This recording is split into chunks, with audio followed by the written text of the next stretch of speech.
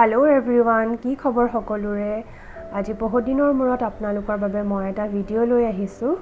आसलते मैं आसो एतिया आमार एपार्टमेन्टर तलते थका गार्डेनखনত जत माजे माजे विभिन्न धৰণৰ শাক पाचलिर खेती কৰি থকা হয়।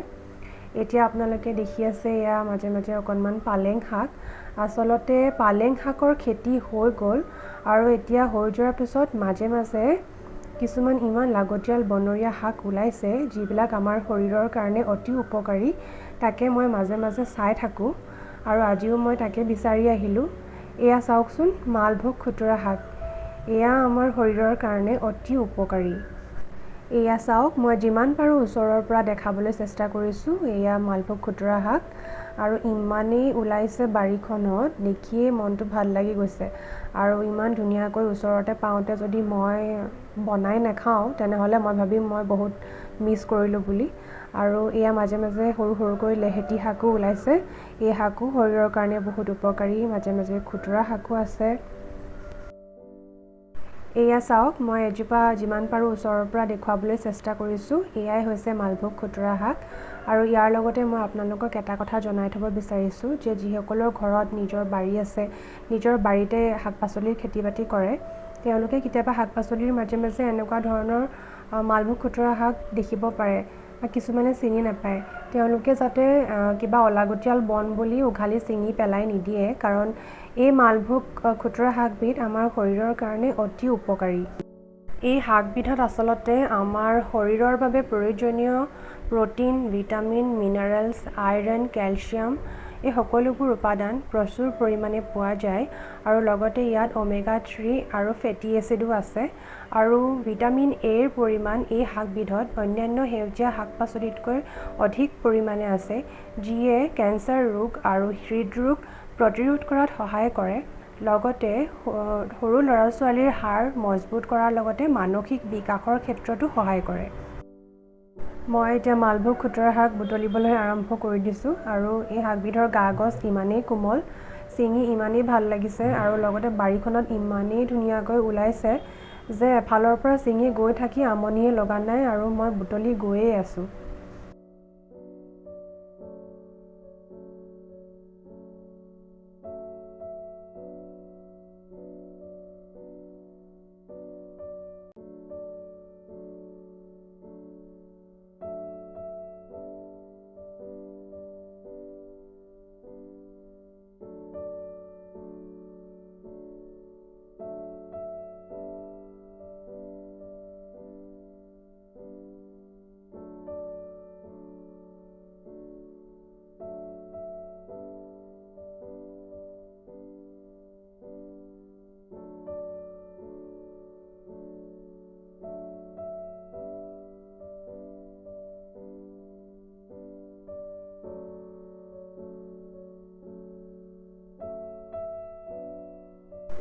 এয়া মোৰ এতিয়া শাক বুটলা হৈ গৈছে। আমাৰ তিনিজনৰ কাৰণে এয়াই যথেষ্ট।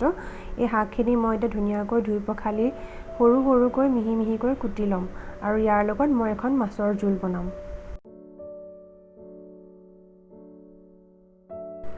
প্ৰথমতে কেৰাহীত তেল গৰম হ'বলৈ দি মাছ কেইপিচ ভাজি ল'লো।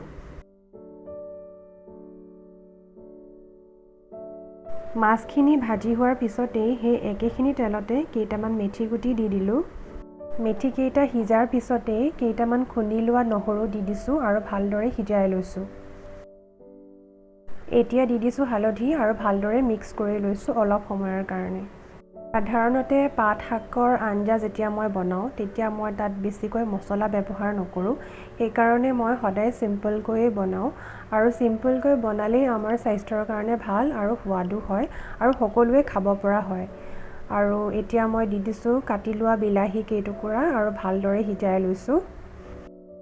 অলপ সময়ৰ কাৰণে মই বিলাহীখিনি ভালদৰে সিজিবলৈ কভাৰ কৰি দিছো আৰু বিলাহীখিনি সিজাৰ পিছতেই মিহিকৈ কাটি লোৱা মালভোগ খুতুৰাৰ শাকখিনি এড কৰি দিছো আৰু এইদৰে অকণমান সময়ৰ বাবে মই মিক্স কৰি সিজাই থাকিম।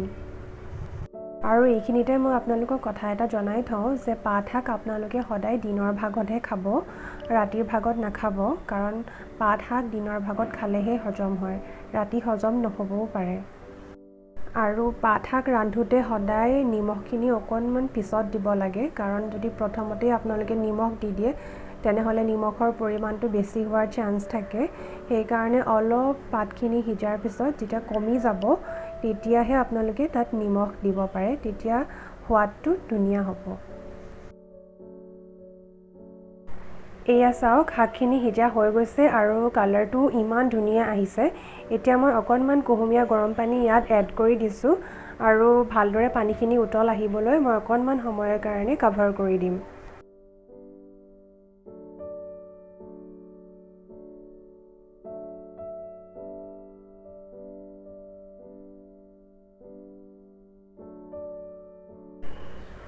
পানীখিনি ধুনীয়াকৈ উতল আহিছে এতিয়া, আৰু আমি মাছ কেইপিচ ইয়াতে এড কৰি দিব পাৰোঁ আৰু অকণমান সময়ৰ বাবে মাছ কেইপিচ কোমল হোৱাকৈ সিজিবলৈ কভাৰ কৰি দিম, যাতে মাছৰ জোলখন ধুনীয়া হৈ উঠে।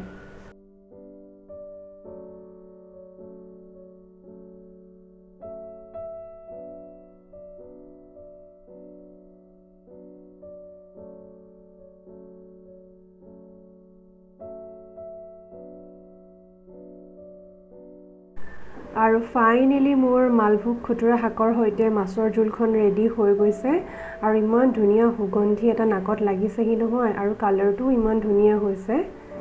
চাওকচোন, আপোনালোকেও যদি কেতিয়াবা নিজৰ বাৰীতে মালভোগ খুতুৰা শাক পায় তেনেহ'লে এনেদৰে মাছৰ লগতে আঞ্জা বনাই খাব পাৰিব, আৰু খাবলৈ বহুত সোৱাদ লগা হয়, লগতে স্বাস্থ্যৰ কাৰণেও বহুত ভাল।